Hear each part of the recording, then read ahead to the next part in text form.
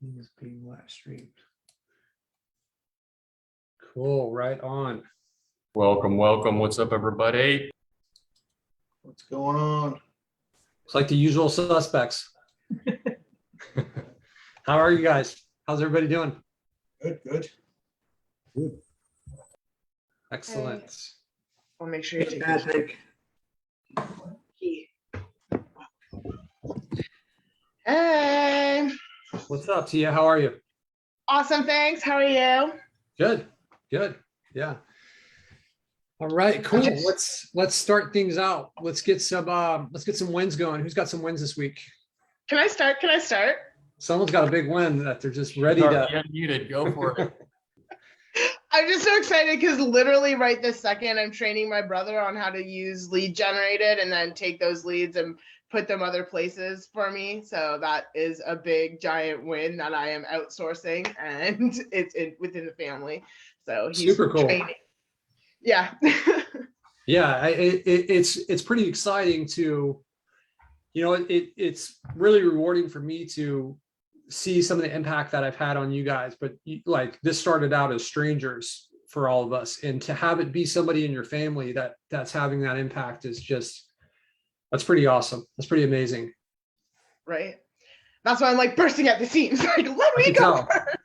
Yeah, I was trying to help my daughter do the same thing, and she didn't follow through. So,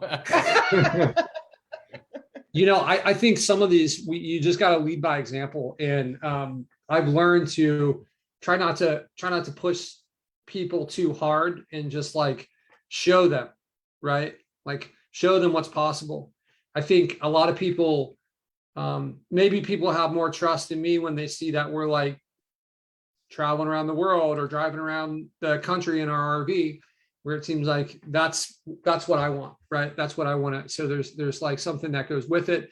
And then I think that's motivating for people, and we can do the same thing in our lives, right? For our family, for our friends, without pushing them, and then just being there when they make that decision on their own, and just kind of letting them know it's an option. So that's kind of the version 2. After I had a close friend that I really tried to push, because he's like working in the kitchen for like $12 an hour, and I'm like, I will teach you everything and coach you for free. And he's like, I kind of want to work in the kitchen. I'm just like, all right, man, you can still come and hang out on our yacht, but like, all right, cool. Well, congrats to you. That's awesome. I know that's worth a lot more than money. So super cool. Thank you. Very cool. What about Mr. Neil? You're usually good for a win. You got anything exciting happening?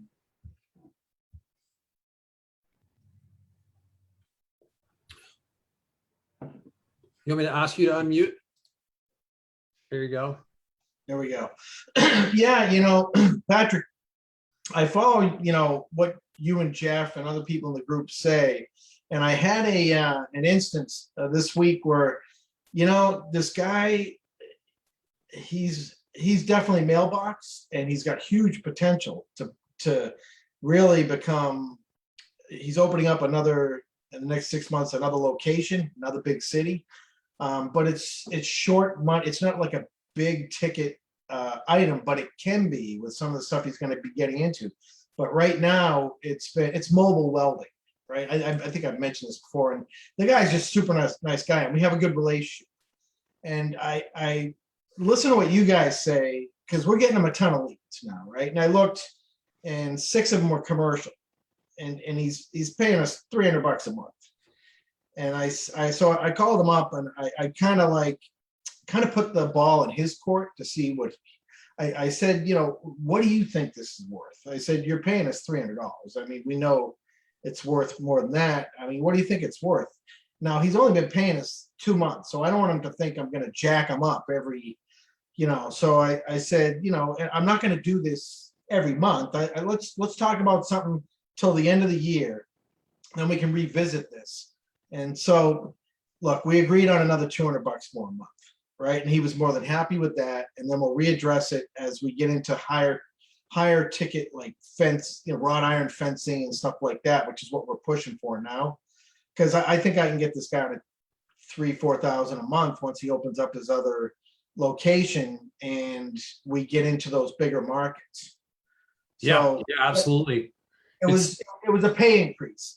It's the first time I've done it. I've approached. Yeah, it's necessary, because the clients that are going to come to you that are going to say, hey, I want to pay you more for what you're the same for, like, you're going to give me the same of what you're giving me. I just like to pay you more for that. It's not going to happen very often. And what we do, it takes time for it to sink in, and it's something that ramps up over time. So that communication skill is one of the things that you're going to have to get good at and comfortable with, and not be afraid. You know, like my dog, when he's afraid of something, he just doesn't look at it, right? He just kind of like pretends this thing doesn't exist. And I think we do that a lot in our businesses, where it's like there's this thing that we're afraid of, and we just like, we don't do that because it's not comfortable for us, and that can cost us a lot of money. And it's one thing to have a blind spot. That's like step one. You identify that, right? And then step two is like, okay, now I know the blind spot exists. Let me work on the personal development that's necessary to fix that blind spot, right? And not just like ignore it. So a lot of us are probably aware of it. Maybe we don't understand our numbers, and we don't want to look at it. Or like we've got a credit card debt and we don't want to look at that number because it's like growing. You can't look away from stuff, guys. You got to like go out. Not that you are, Neil, but I just think this is an important segue into something that I've noticed, that kind of like how humans react with something. So congrats, man. That's big. And you know, that's your first time having that conversation. That's one that if you do things well, you should have often. Like I just sent Jeff a list of like 12, I don't know how many were on that list, but probably 10 or 12 situations that we have in our business that we're gonna like. And some of those is that very same conversation. There's probably 3 or 4 of them on there that it's like, hey, we need to raise the rent on these people, or at least evaluate whether they're ready for that, you know? So yeah, and like you said, people, I'm partners with another JKer in this site, and he didn't want me to approach him yet. He says he might leave. He's a perfect customer. I don't, you know, you have that relationship, we could lose it. I'm like, yeah, but look, I told him we have to. It's worth more than $300. We're throwing money away, and he's reasonable. If I put it up to him and let him decide, you know, put the ball in his court, let's see what he says. I'll back off if it gets, you know, I don't want to lose him because he does have the potential to be big down the road.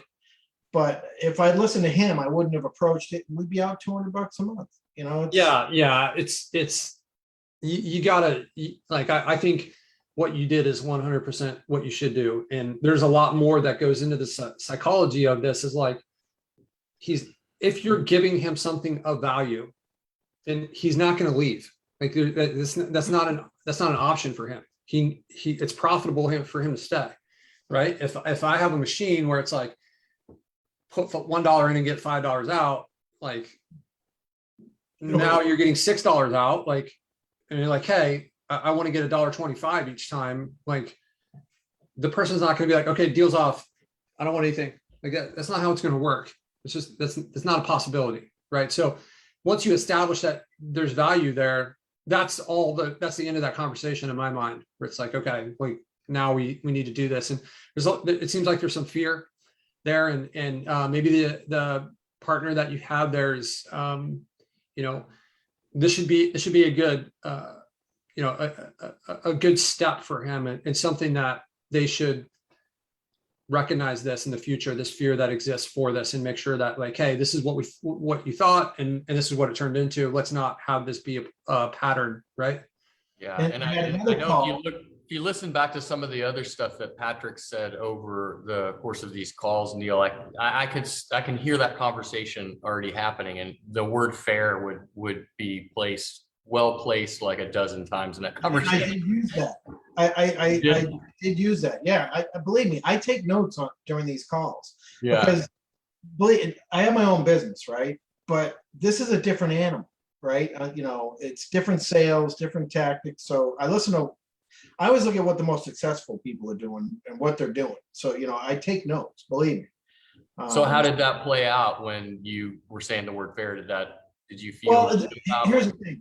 I have a relationship with him, and I said, look, I want to do what's fair, and I use this all the time. I want to do what's fair for both of Yeah, us. it's You know, great anchor.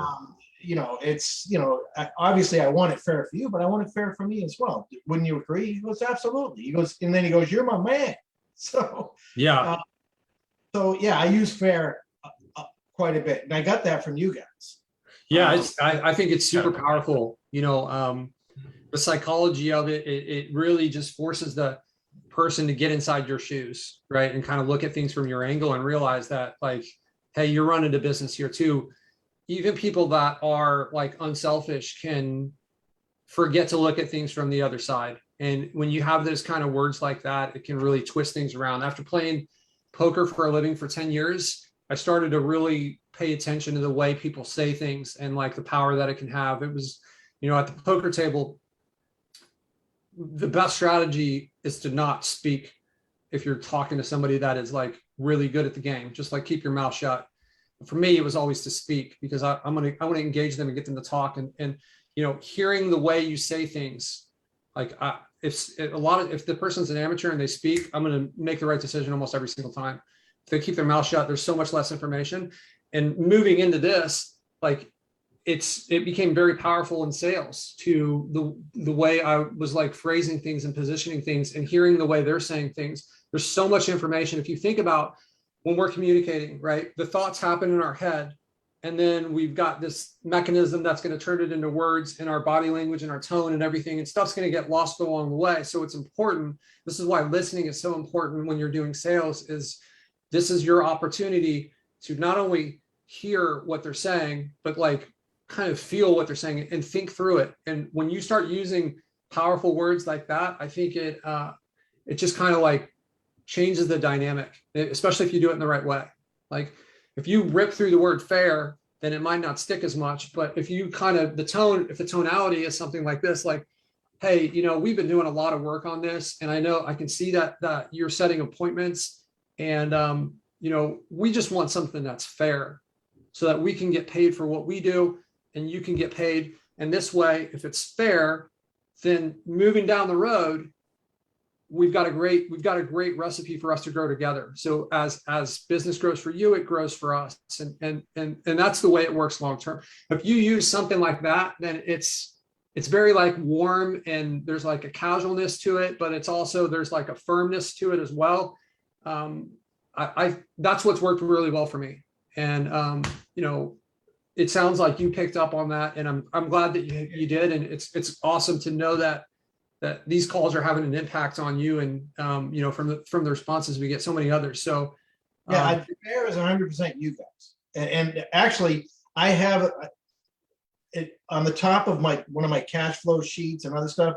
I think it was you guys said what's fair for, I don't know. I have the logo or the sentence above what you guys said, and it's a fair beneficial agreement for the two, whatever you guys said. It's on the top of my thing, so I read it before I call it. So it's non-invasive. It's not it's very I don't know. I think it's easy. It's settling.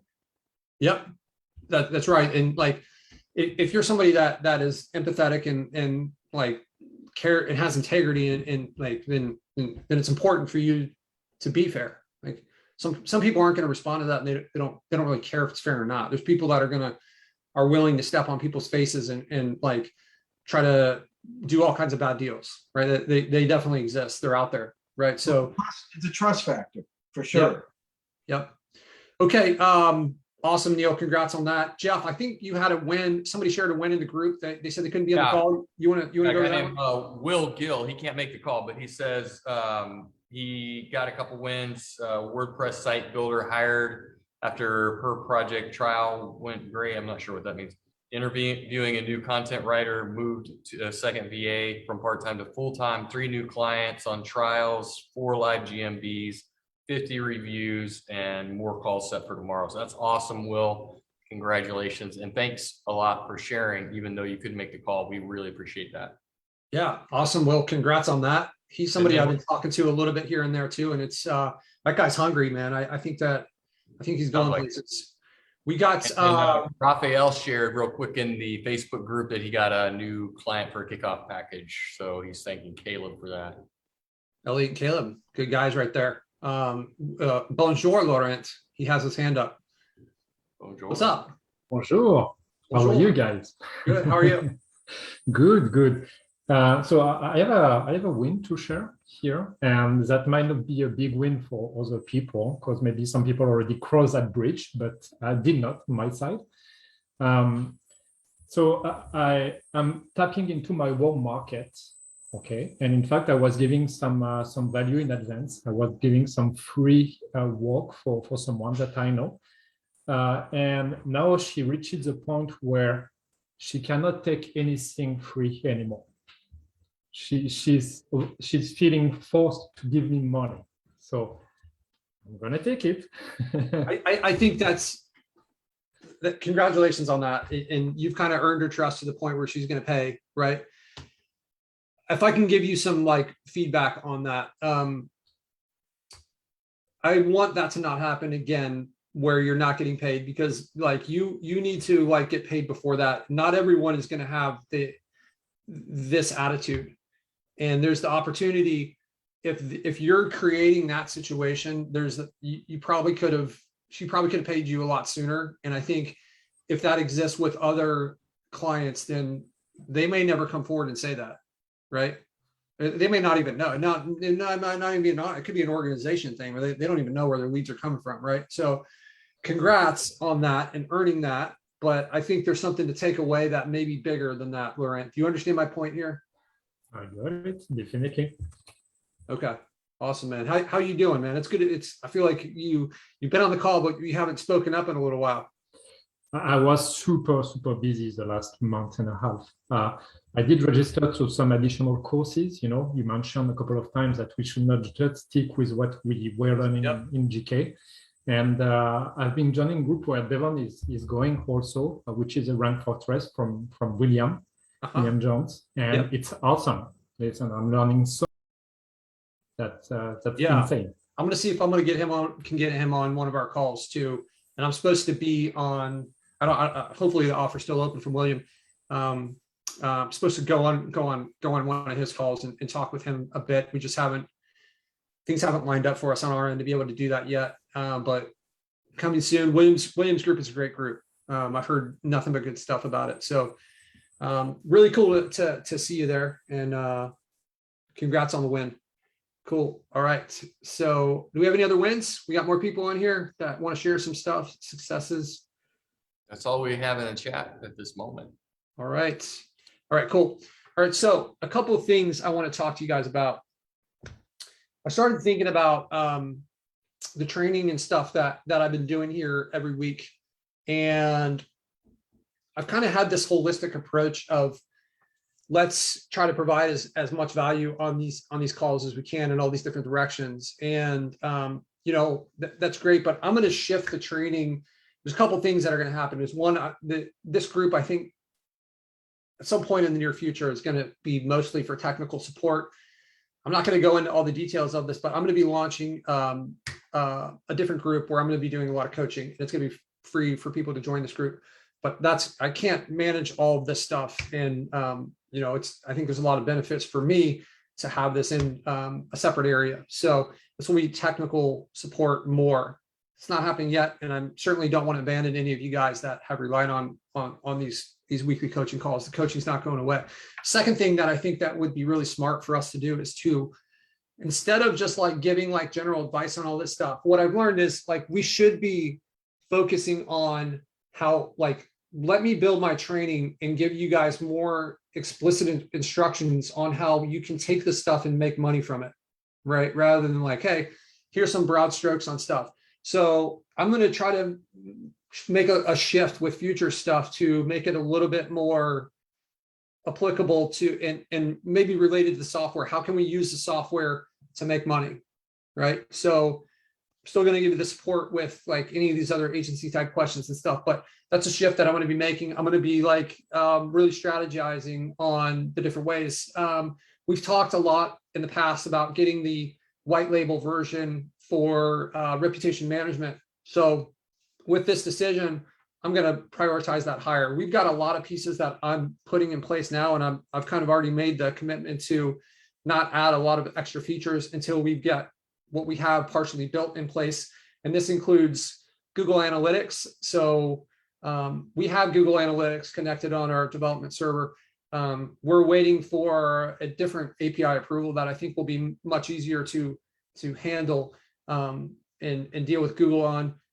We get that approved, we get some of these things ironed out, we're going to have Google Analytics in there. So I've already got it in our development stuff. It's already pulling in my site data. So it's really nice to have that in there. We're going to be also connecting it with Google Search Console. We haven't started that development yet. So that one's going to be kind of tabled for a little bit. We've got our campaign builder, right? So that is going to be really valuable for you guys because you can make a lot of different powerful automations. Okay, so it can be, hey, when a new lead arrives, then automatically send this text message or this email or move this person into this pipeline or update this field status. And then you could have another campaign that says, hey, when this field status is updated, do this. If you guys are familiar with Zapier and how those workflows are built out, that's kind of how we modeled it after. So you have these different conditions. So it's really, really powerful, this stuff. As I mentioned, texting. I've got to get text messaging in there for you guys to be able to make this campaign builder work the way I want to. We just had our new version of the form builder go live on our development this morning. So sent our developers a lot of feedback on how to improve that. So these are some of the things that are coming in. So we got that. I think that is most of what we're trying to get done before we do it. So we're going to get all this stuff out. And then we're going to be, adding in pieces later and kind of making sure there's no bugs. I really want to get this to a spot where we're not having to deal with support tickets that are related to issues on our end, right? So that's kind of stabilizing the environment. Whenever you build and develop as fast as we have, it creates the opportunity for these issues. And I just want to play some catch up on that. Over the last few weeks, we've been beefing up our support team quite a bit. So we've completely changed the back end of how we manage it. We have a person now that has joined our team that is providing, I'm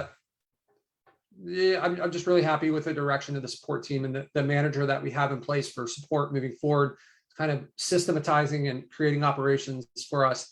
So we're hoping to improve our response time and just have a lot better communication on our end. So I just kind of want to share with you, you guys are invested in this platform, what we're doing to try to make it better for you guys. So one of the things that I know a lot of people have been struggling with is the GMB suspensions, right? So I'm going to put together some sort of training that walks you through, this is what I'm talking about, is like giving you guys more active stuff, right? So the webinars are great, but I'm probably going to prepare a step-by-step training of the GMB suspension stuff and how we handle that. And then, how can we land clients with heat maps, right? So I'm going to put together some kind of training like that. It's like, here's maybe some outreach scripts. Here's the way that I would find the people to reach out to, and kind of give some practical examples and kind of case studies and put those into a training platform. I wanted to share with you guys a couple of things that I know a lot of you guys are moving stuff over to WordPress, and that's how we do it. So obviously I'm biased towards that recommendation. One of the issues that we've had is we've used Time Doctor in the past to kind of monitor the time of our team. And, this is things are always changing and things are flowing. And it seems like, at times, Time Doctor has this ability where it's going to tell you idle percentages on stuff. And we have these developers that, they've done a really good job for us over time, but their numbers look unrealistic. And the first thing I thought was, okay, these guys are being dishonest. And then it occurred to me that we're measuring things the wrong way, right? We're measuring things and they're probably manipulating the idle time.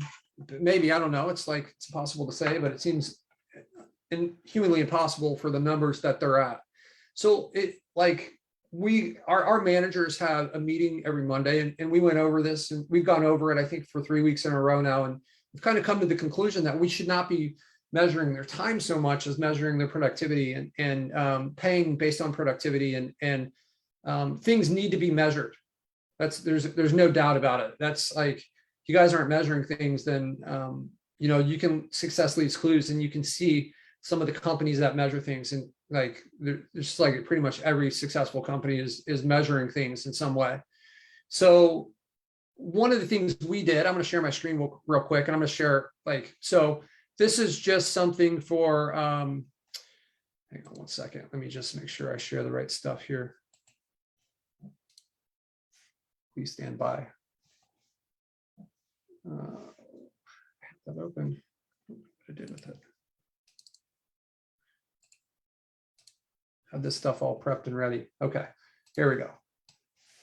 All right. All right. Hopefully you guys can see my screen. I cannot see you guys.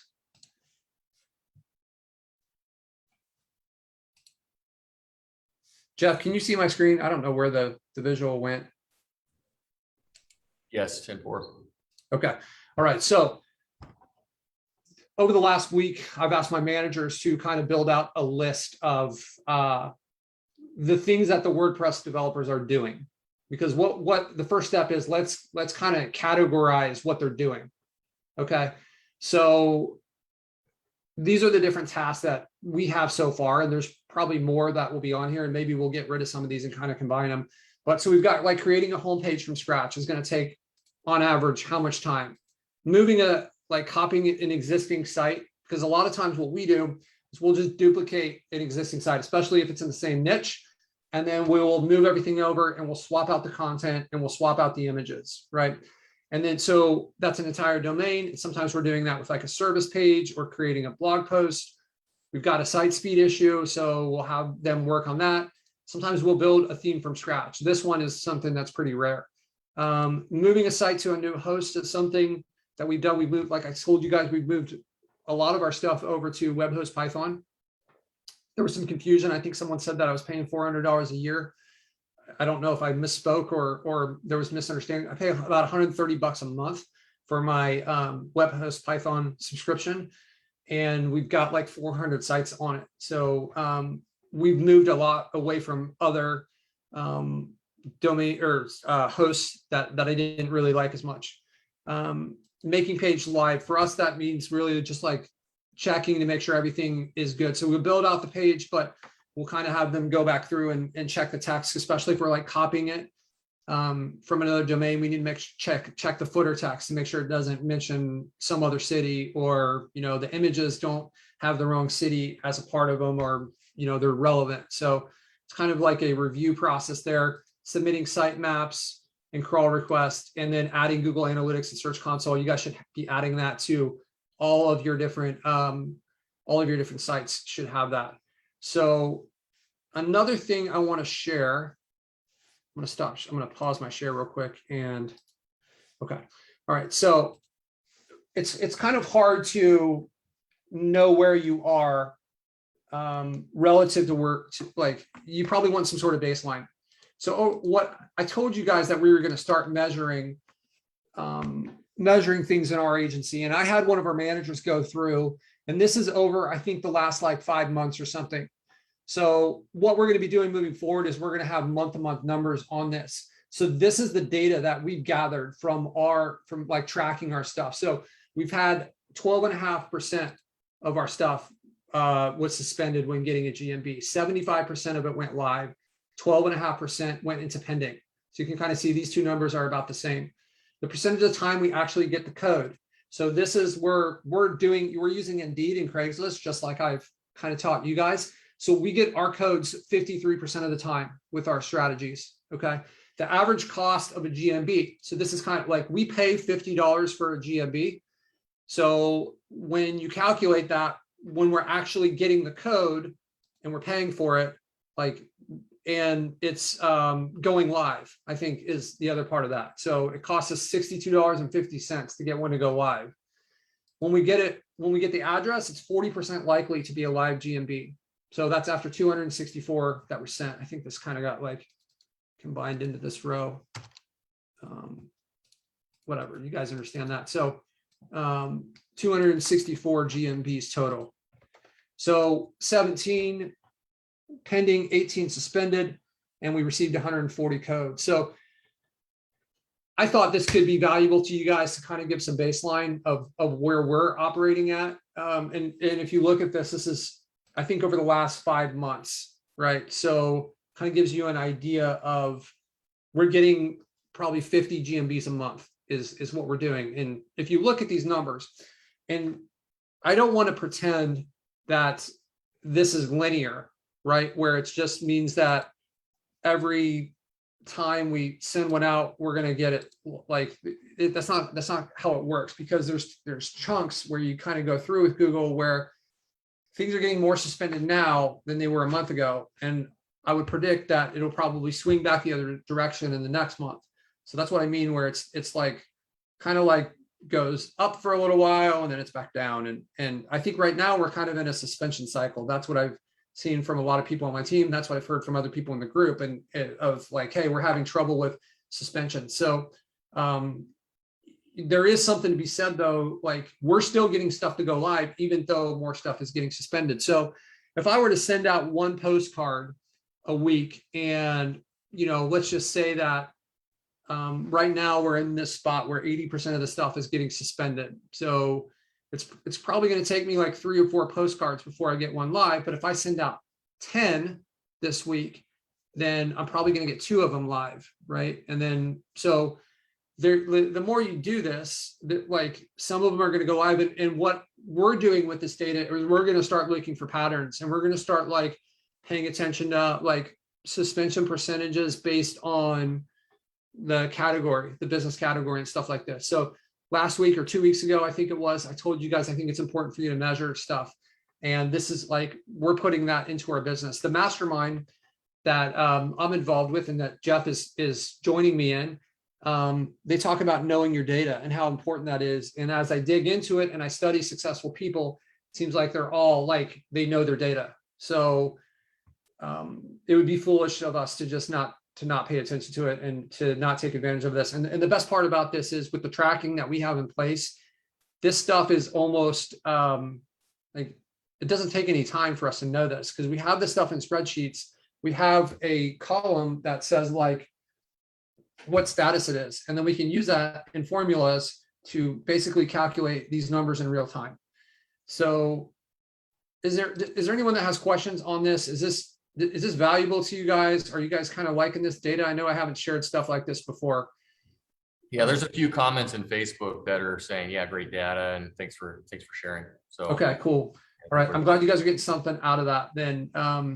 So yeah, so that is and this could be something that we work on as a group, right? Like what we could do is we could, maybe everyone can get their data, and then we can combine it and we can kind of see trends on a larger level, because our sample size is 264 there, which like, I mean, it's not 12, right? But I think it's important, like if we can start to use the data from the group and not be so maybe protective over our strategies and things, and just say, hey, this is what's working for me, and this is what, like, I think that's a great group attitude to help, where we can kind of, the rising tide can raise all the ships, right? A lot of it's coming from us, but people have reached out to me and shared some of the strategies that have worked to them. And I think for the most part, everyone in the group has been really generous with their information, but I just kind of wanted to put that out there and make sure that vibe is being, pushed through.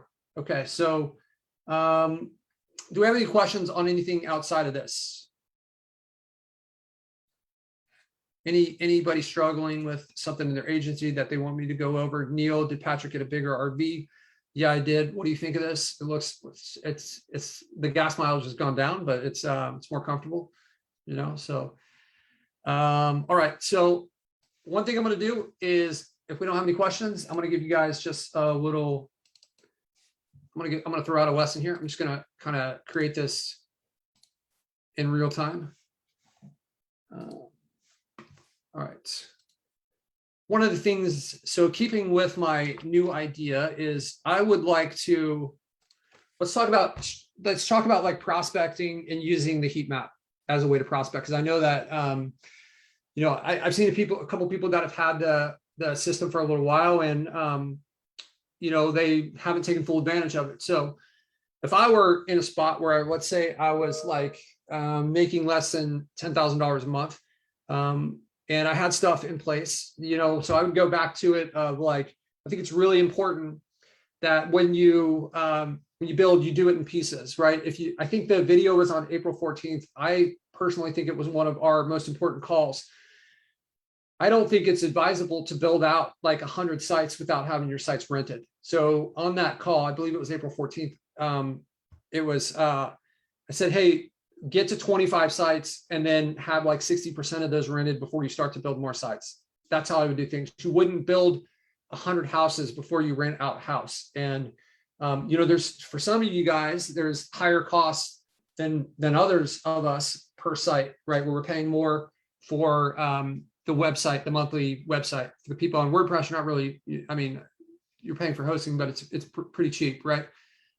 So it's important when you have these costs, the phone number, the hosting, whatever else, that you're recouping some of that money.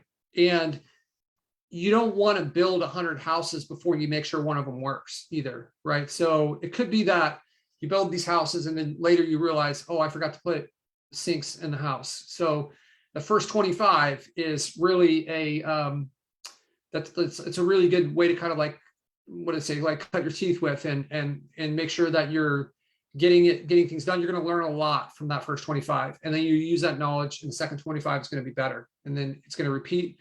I think there's going to be like, you're never going to learn more than from the first 25. So you want to get at least 15 of those ranks. Okay.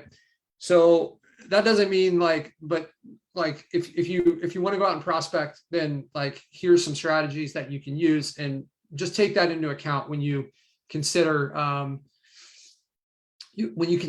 when to prospect and how to do it. Okay. So let's go in here to the heat map and let's talk some strategy here. So somebody throw me a city and a niche, and I'm just going to dive into that. There'll be a little bit of a due diligence, and then I'm going to essentially make like an imaginary pitch to a person. So if you could throw it into either the Zoom chat or the Facebook chat, Jeff, if you can relay and give me whatever it is, and I'll dive into that niche.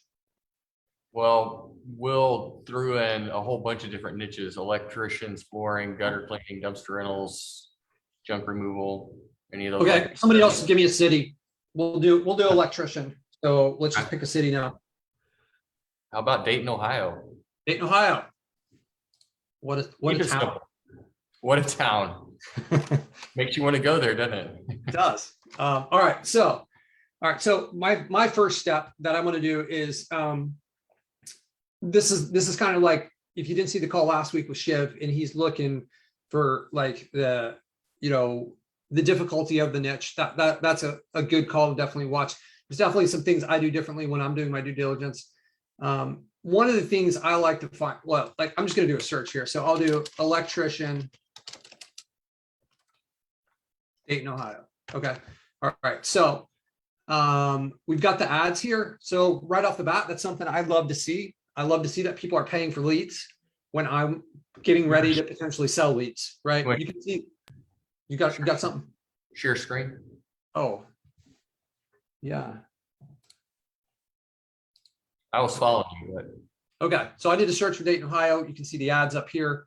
You can also see that this ad here. I know some people have asked me from time to time, how is this here? So this is actually a Google ad. That this is a location extension to be able to have this place here. If you're running ads, then this is a must, because this is the prime area right here, the Google My Business, right?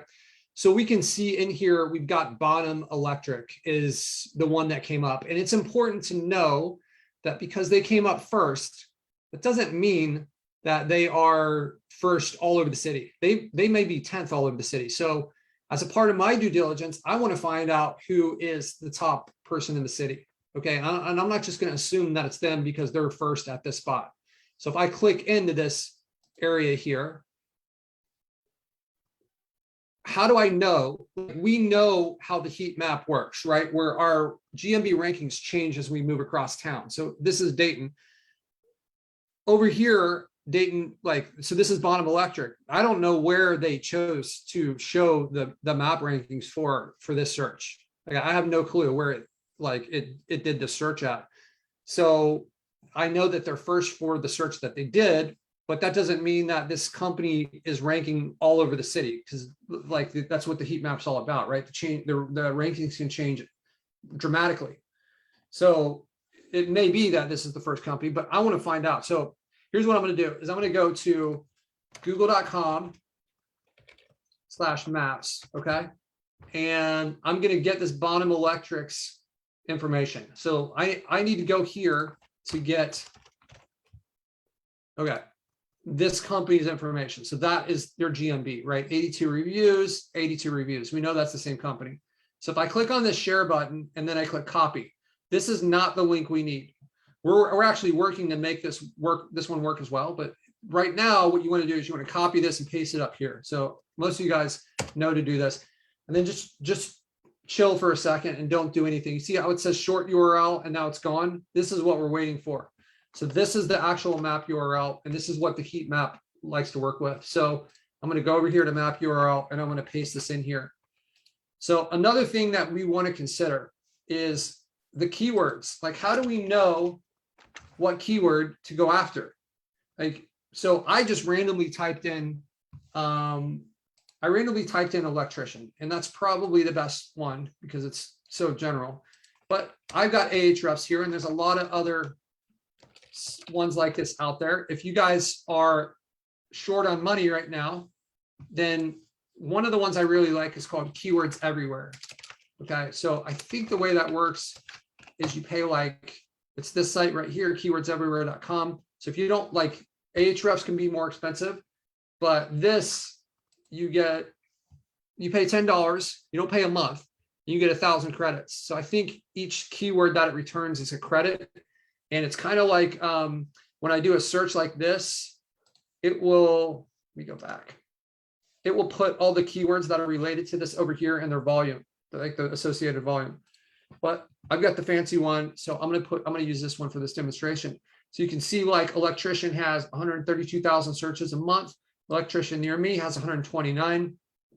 So you just kind of want to confirm that you are using the right word when you're kind of doing this due diligence. And if you wanted to take it a step further, what I would do is I would make a keyword list. So the keyword list, I can run like multiple terms through this, right? So I'm just going to use electrician though. So we'll put this in here, and it's important to spell it right. All right, so next I'm going to select my radius. I'm going to do 1 mile, but I'm probably going to change this. I'm going to set this to be 13 by 13. Okay, so now it's kind of like centered around Dayton. And the first thing I like to do is I want to zoom out a little bit, and I want to make sure that I'm getting like the area that I want. So we have these up here, these grid controls. I can always just change this and decide what I want to include. So I'm just going to cover a slightly bigger area. Maybe I'll take it down a little bit, right? I know this area well, so I'm going to include this city here too. Kettering is a nice area. Okay, so I am now going to start my heat map. If I want to save this configuration, so this whole thing, the heat map, the keyword or keyword list, the grid, the position, this counts as a configuration. Okay, and if I want to just save the grid, so maybe I've got like a bunch of different GMBs or area like niche sites in this Dayton area. So I can save this grid and then I can just load the grid. You can see here, this is a custom grid, but if I wanted to use a saved grid, then I could go over here and see one of the ones that I have saved, and it will load the exact size and everything. So we're back to this one.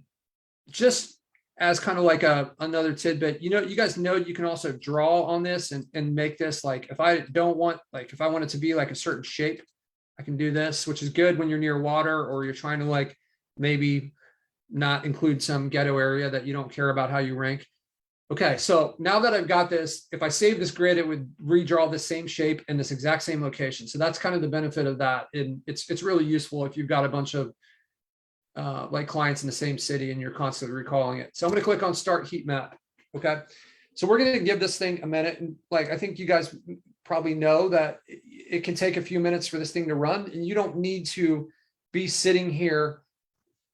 Like, I can go to another page. I can go over and like do something over here on my dashboard and then come back, and this thing, it's still running. You don't have to sit here and stare at it, right?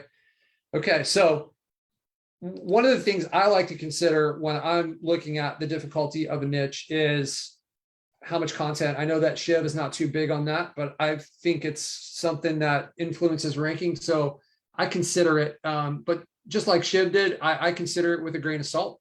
So I'm going to bring these guys up, and they have almost no content on their homepage. That, like, to me, that sticks out. So I'll do Control A on here, and that will highlight everything on the page, and I'll copy the words, and Control C, and then I can do a search for like word count tool, right? And I'm just going to paste this in here. I bet these guys don't have 200 words on their site, on their homepage. So a lot of our sites, our homepages have, like, some of them have 2,000 words on the homepage. So this to me looks like weakness when I see this, and I see that there's not a lot of content. And this looks like strength when I see that they have a lot of reviews, because I know that reviews are a ranking factor. I also pay attention to the pictures that are on here. How many pictures do they have? Like, what is this stuff? I guess this is a place they've worked at, but like, that's, I mean, I don't know how that's relevant. This stuff looks like photo stock. Maybe it's not, maybe that's real. So they've taken pictures of the different clients, which, you know, I guess we should do that, but it's just kind of, it looks a little weird to me. I guess they got the guys with the hard hats here when they start showing stuff like this, because like that doesn't seem related at all. Okay, so apparently the word count tool is broken. Let's try a different one. Okay, so I can come over here and paste in my stuff here, and it will tell me that they have 252 words. So really short on content, right? So these are some of the things that I'm looking at from a due diligence perspective. One thing they do have, Patrick, is they have a domain that's 20 years old. So there's that. That matters. Yeah, that matters. I think it doesn't matter as much as some other things, but I think it does matter. I'm going to also put in their domain, and I just want to see, one of the things I really pay attention to is the traffic. So if I go in here, I know not all of you guys have access to Ahrefs, but I like to look at their traffic. It looks like they have a few backlinks here, because the UR and DR is you'll find a lot of local sites where it's like 0. The traffic right here, this traffic value.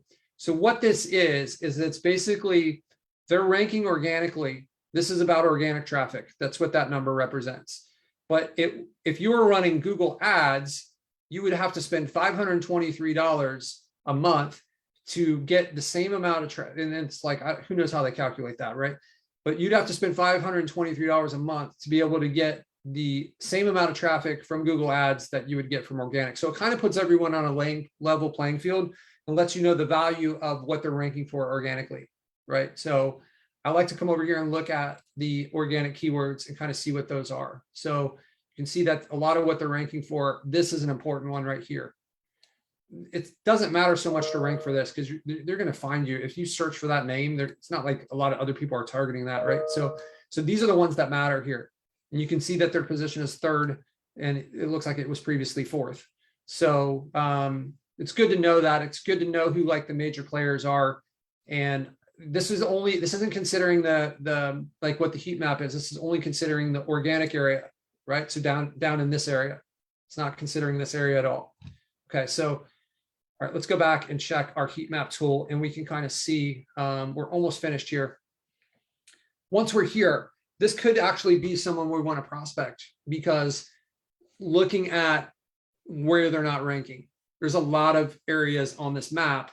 So obviously only the top 3, right? So there's 4 here because one of these is an ad, right? But only the top 3 are showing. So the difference between 3 and 4 is a lot. I mean, that's where the money is in the top 3. So you're going to get similar results by ranking 4th as you will ranking like 15th, right? So you have to be in the top 3. And there's a lot of areas in here where they're not. And these guys can be moved into that area easier than someone who is like a bunch of 20s, right? Because they've only got to move a few spots. Like these 6s and 7s, that's not super far away from a 3. So one of the important things with this is you can come down here and you can say, like, what are the averages? And I can see that the average is a 4.38. So this company is In fact, like we weren't sure before, but now we know this is the top company in town, right? They're a 4.38. So they have the highest average. So this stuff over here is how you're going to rank in the Northwest and Northeast. So the Northwest is going to be this top left quadrant, that top 25%, and the Northeast is going to be that. So you can kind of see where they're ranking weak and strong. So in the Southwest, this is where they're really struggling. So if you wanted to prospect this company, you could really talk a lot about these areas here, and it maybe they don't even service that area. I don't know, but what I would do, let's stack the deck in our favor. So what we could do is we could come down here to this Singer Von Electric, right? And if I click on this, it's going to flip the heat map and it's going to show me how they're ranking across this area. Okay, so now it's Singer Von's heat map, right?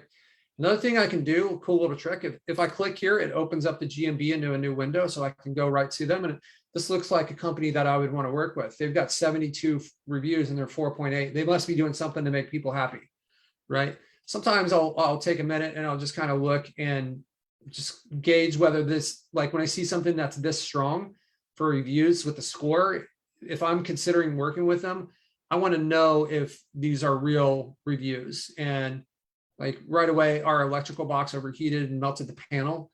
Like, I mean, someone could make that up, but it just seems like more realistic to me than someone just saying like, this company is great, I recommend them. Like this person's like telling a story. So that seems a little more believable to me. I'm not going to spend a lot of time on that. But you know, I don't want to work with somebody who is not taking good care of their people, because that's just going to create all kinds of problems. So, all right, so let's get to the pitch now. Let's pretend this guy's name is Bob Singer, who owns this. Maybe his name is Singer Von Elect. We'll say his name is Bob Singer. That's going to be easier for me to do this. Okay, so I've gone through, and I wouldn't just send him this video right away. My first step would be for me, and not everybody's comfortable with this. For me, it would be I would just call them and talk to them and be like, you know, hey, I was kind of looking at your guys' business, and you know, I've got some ideas that might be able to help you. And I'm not sure if you've heard of Bonham Electric, but you know, it looks like they're really crushing the Dayton area.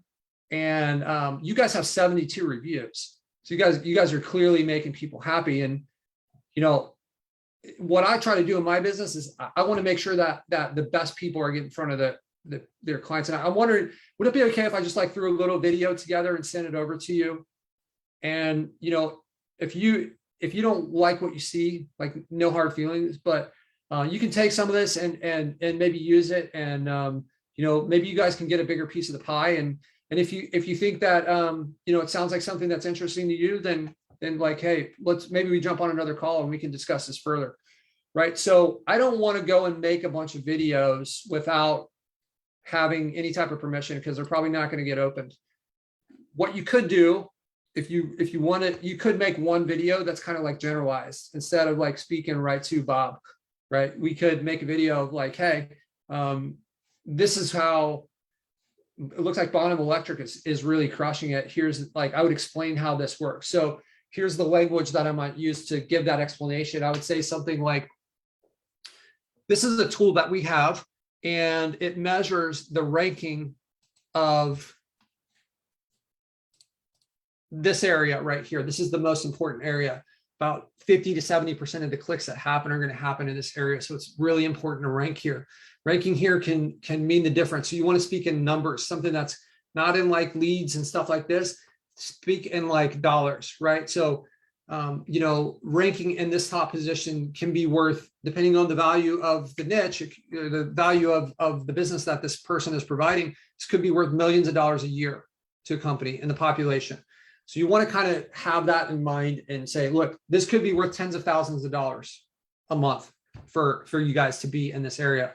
And what this tool does, these rankings, they're very proximity based. So as you move across a city, they're going to change a lot, right? And that's what this represents. So if I had searched for the word electrician from this spot right here, then your company would be 14th, okay? And over here, they're third. So I bet your location is down here, because we're going to rank better next to where our location actually is. Okay, so I'm going to show you one of another client, and like, this is what I would do. I would have a second one open, and I would show one of my other clients where we're just like annihilating the competition. And I would say, look, this is, you know, imagine these are all ones, one of our other clients. Maybe I have one in here. Here you go. Bob's Bear Removal right here. Let's open this one up.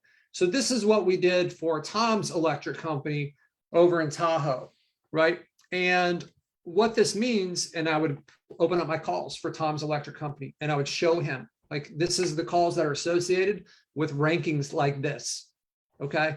And I want to show you that Bonham Electric right here, if we were to add all these numbers up, like Bonham Electric has an average of 4.38. They are the top dog in town, and you guys are down here, 7.74. And this difference where you don't show up in this top 3 spot, wherever that thing is, this top 3 spot is worth a lot of money. It's costing you a lot of money, and it's making them a lot of money. And this is what we specialize in, is creating this.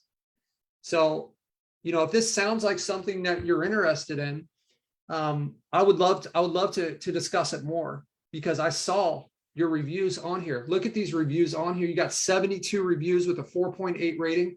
This is the type of company that I want to work with. We're selective about who we choose to work with. And, you know, this is what we're looking for, you know, and I would probably dive into this more with, like, I would find out a little bit more about their company, make this personalized. Don't get all formal and like clinch up and make this, you know, like uncomfortable. Like, talk to them like they're a human, right? So if I could find out how long these guys celebrating 10 years. Okay, so back to my pitch. So you guys have been giving this the like great service. I see that you guys have been in business for a decade, and we like to work with these established companies, right? What we do, it takes time to put in place, but you know, once it starts really churning, if you're not an established company, then what we've seen is a lot of people get buried. And the fact that you guys have 10 years with this type of reviews, this is who we're looking to work for, and you know, there's no reason that this Bonham should be crushing this whole Dayton area and taking money out of everyone else's pocket. So that would be kind of my pitch, and that would be kind of like a rough outline of how I would kind of reach out to these people and go through it. I would put that into a screencast video, and there's some services out there like Banana Tag that you can get notified when they open the email and when they click on it. And you can kind of like get that information and then follow up with them. And when you phrase it, like we were talking earlier on this call with Neil, here's how you deliver the email pitch, something like this. Like, I created a video for you to show you show you how your company is ranking across the Dayton area. Like, use something that is letting them know that you took the time, but you want to like kind of walk that line. Don't be like, I spent my time to create this video for you to demonstrate. Don't do that. But have something in there that is saying like, hey, maybe you say it like this. I took a few minutes of my time and I created this video for you because I like what I saw with your company. Here it is. Check it out. Let me know what you think. Right. So that takes us to 8:30, and that's kind of what we're targeting. I'm going to answer questions. Does anyone have any questions about what we just went over? Amy's asking, is this something that you would pitch an existing lead gen from that strategy, or would you be pitching them on a new build? So you could use it in either one. I think that, you know, there's countless testimonials that I've seen from the people using the software or landing clients, and it's not limited to an existing lead gen. For me, what I've noticed in my business is that the money starts to come in when things are ranking, and that's when it's passive. So if I have anything that I've built and I put money on, I'm going to really focus on trying to get that to rank and closing deals, especially if I've got leads coming in. That's where my attention is going to be. Pitching somebody to pre-sell lead generation services, I think it sounds a lot sexier than it actually is, because what you're going to end up doing is you're going to take their money and maybe they're going to pay you for a few months.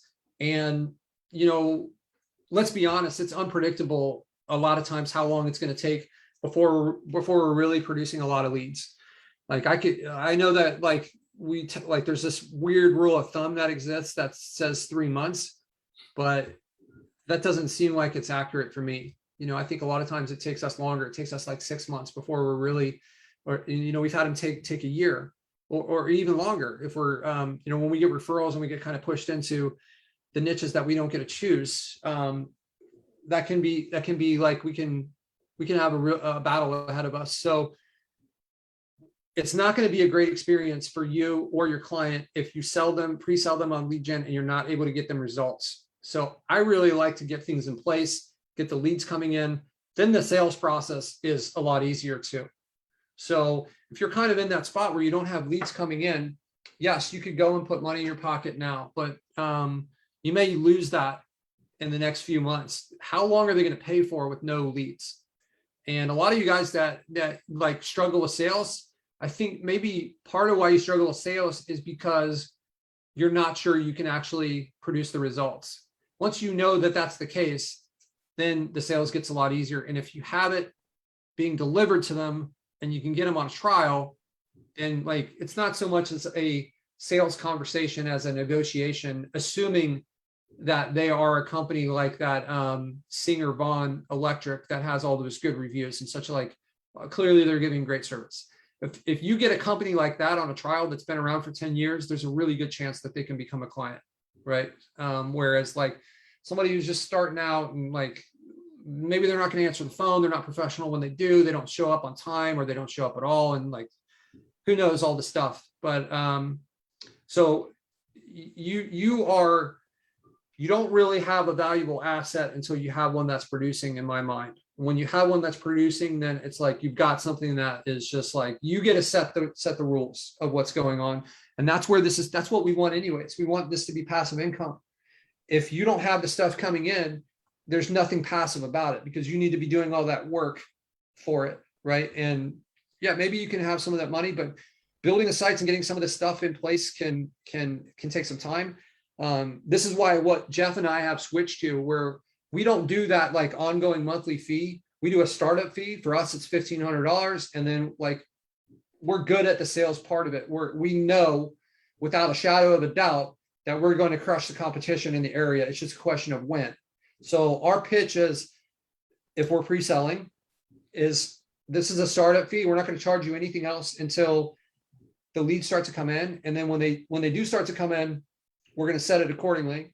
And that price is going to change over time because this is something that picks up momentum, right? So that's kind of how we do it. If you're pre-selling, I would recommend that way because it feels like it's in integrity to me, where like, I'm not going to be billing. It takes the pressure off me. It takes the pressure off them. What we were previously doing was we're taking their money and putting it into ads and trying to deliver for them. And then like we're spending our whole ad budget or the whole money that they paid us on the ads. And then like, sometimes they were happy and sometimes they weren't.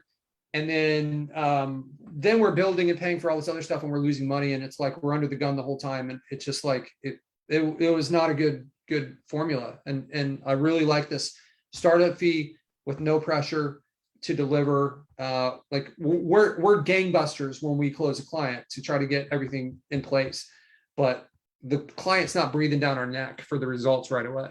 Right.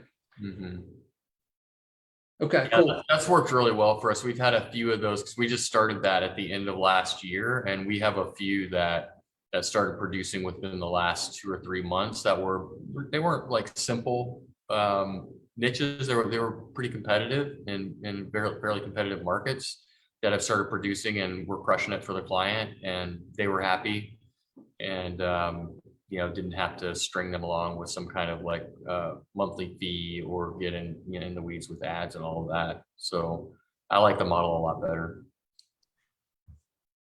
Yep. Awesome. I agree. If I were confident in producing the results, I could sell all day. I need a better process to rank these sites quickly and systematically. Yeah, Amy. So the process, like where are we struggling with it in the process. Would you, Amy, I know that you had been kind of sending me a message. Would you be willing to jump on this call and dive into this a little bit, or maybe on our call next week? Just hit us up in the chat there. What would you charge for your first lead gen site for an electrician in that area if it's ranked and the leads are coming in?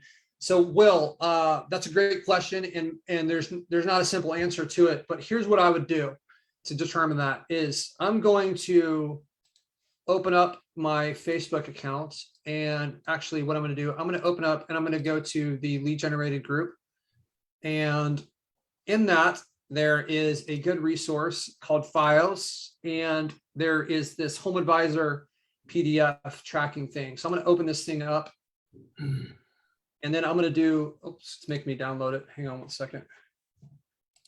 All right, cool. So this will give me kind of like a base pricing for things. So let's say I have like Electrician.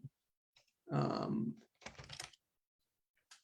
you know it, am I misspelling Electrician again? Furnace. So I use this to kind of like understand the, this is actually looks like a kind of cool niche if anyone's ever messed around with this. These cars are becoming more and more popular. I really like this idea because I know this is expensive to install. Paul, if you're out there listening, check that one out. That looks like a cool thing. So you can see like electrical, all this stuff is electric. You want to share your screen? Oh man. Oh. Where would I be without you? All right, so let's go back through that. So if you go to the Facebook group and you go to more and then files, you'll see that there is this Homeadvisor pricing that we put in there, this PDF. And then if you open that PDF, you'll see this. And then I'm doing a search for electric within that PDF. And then down here, there is a bunch of electrical different things that you can do, right?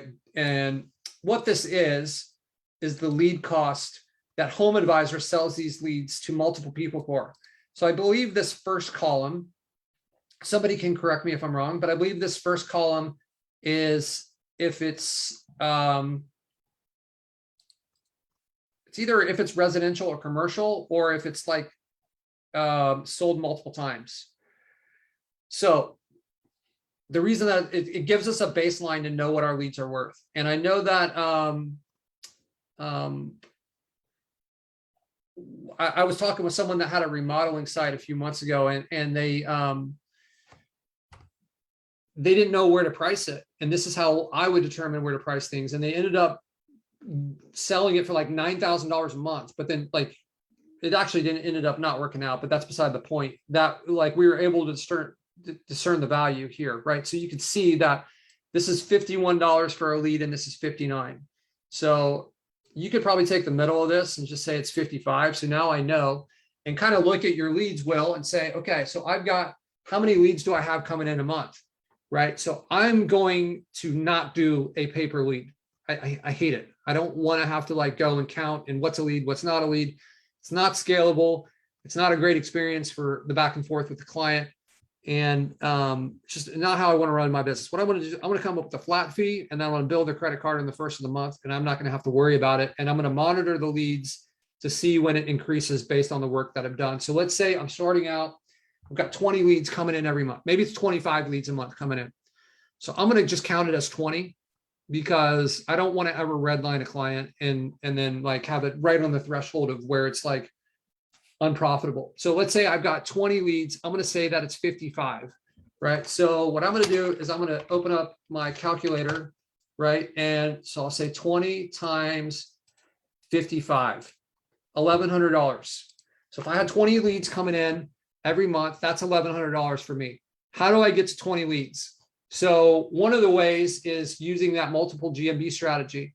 So if we want to stay in Dayton, which is cool because I know the city after growing up in this city, where am I going to target things? So I'm kind of looking for the wealthier areas, like not that they're not going to need electricity in these other areas, but they're probably going to be more willing to spend money and stuff, right? So you can see like Dayton, like Oakwood is a really wealthy area. Kettering is, Beaver Creek is. So I'm going to be putting GMBs in these areas as well, in like the center of Dayton. And then, you know, if you kind of zoom in And I know there's like some other areas in here. So I'm going to be looking at this, and I'm going to also do this. I'm going to say population of, so Dayton is in Greene County. Okay, that's the county. Greene County cities. So if I do that, I'm going to get a list of these, and then I can go through and look at the populations of these, and that's going to help me determine where I want to put my GMBs in these different areas, right? So actually Dayton's not in Greene County, but it's like the nicer areas of Dayton are, a lot of them are in Greene County. Another one is Montgomery County. You need to think about this too. What, how far are people going to travel for this niche, right? So if your ticket price is really important. So I've given you guys a rule in the past of having like $750, $1,000 average ticket price. I think that's really important. People are going to be, you're going to find your contractors probably more willing to travel a little bit further if the ticket price is higher. You're not going to have a dog groomer that's going to want to drive an hour for $40. But if you're installing a swimming pool, which costs $80,000, they're probably going to be more willing to drive an hour, right? So you want to think about that, and kind of like all this stuff needs to be considered when you're choosing this niche. And I think that that's how I would calculate the pricing. Though, back to the original question, is like I would look at this, get a baseline, and then this is what they're willing to pay on Homeadvisor. Homeadvisor has figured this out for us. Now you can even tell them, I would tell them, I'm like, look, if you were to go on Homeadvisor, which is like terrible, because most of these people are going to agree with you, certain niches, for whatever reason, it seems like Homeadvisor does better. But let's say like if you were using Homeadvisor, they would charge this. Our leads are going to be a lot better than Homeadvisor. They're only going to you. They're not going to 5 people.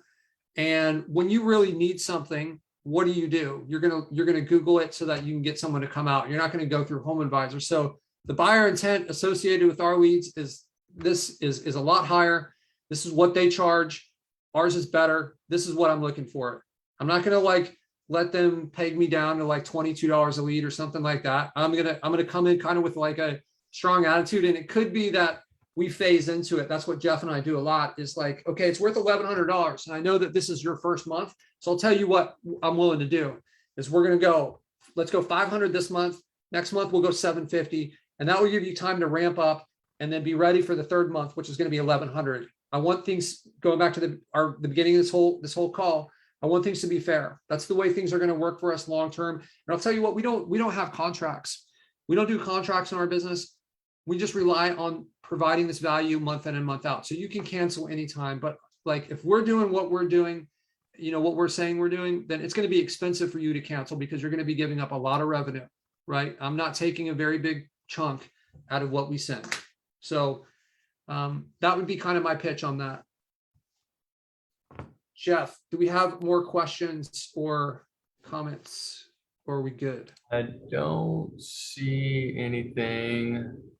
Stephen is adding lead with what they want, which is leads, and then show them the heat map, how it works. Yeah, so a lot of times I don't even get into that, I mean, I guess it depends on the way that you're prospecting. Yeah, I kind of my intuition. Sometimes I do it, with a video, the way Patrick was describing. Sometimes as you've seen in some of the posts that I've made in Lead Generated, I just do it with a simple text. Do you do business in this city? And I go from there and flow from there.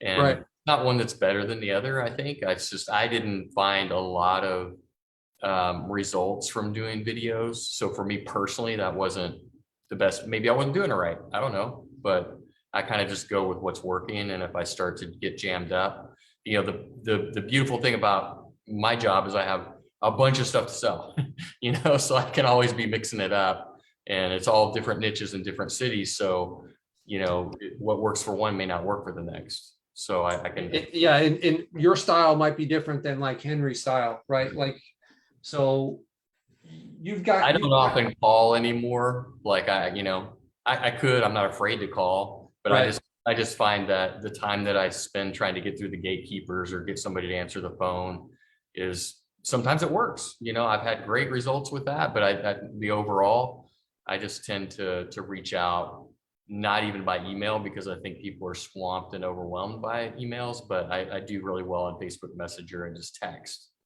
Simple text, you know. So that method, you can combine what Jeff's doing there. And you can also put the video into Facebook Messenger for them, right? You don't have to email to them, whatever. Yeah, sure. I would recommend at least trying that, because I think people are, you know, they're getting so many emails about, well, let me rank your site, or let me do this, or whatever. I think they're numb to all of that. Yeah, absolutely. All right. So if we've cleared the question queue, we're good to go. We're let's call this one quits. And you guys, we've got this is the last week in August. So you're closing in on we've essentially we've got like 4 months of the year left. And what are you guys going to do to make this year count? And what are you going to do to increase that number for the end of the year for you guys and make a big difference? So obviously it starts with this week, right? This week matters. If you guys are in a rut, have your big push this week. We didn't have a lot of wins this week. I'd love to see them next week. So who was that, Jeff? Who was that it was Will Gill? Will Gill. Yeah. So Will, I'm going to give you I'll give you 30-minute. I know you were looking for this. You had reached out to me. I'll give you for posting your win and kind of taking all that action. I'm going to give you like a 30-minute coaching call one-on-one. I know that you were asking for that. So when you get your chance to watch this, hit me up, follow up with me. We'll jump on a call. We'll dive into your business together and we'll figure things out. So I appreciate you posting that win. The rest of you guys, let's have a great week. You guys crush it. Do what you need to do this week to create the wins. And we're going to start to gamify this a little bit and start doing some giveaways for the people that are really getting after it. So, all right. We'll see you guys soon. Have a great week. Everybody stay safe. Have a good one. Adios.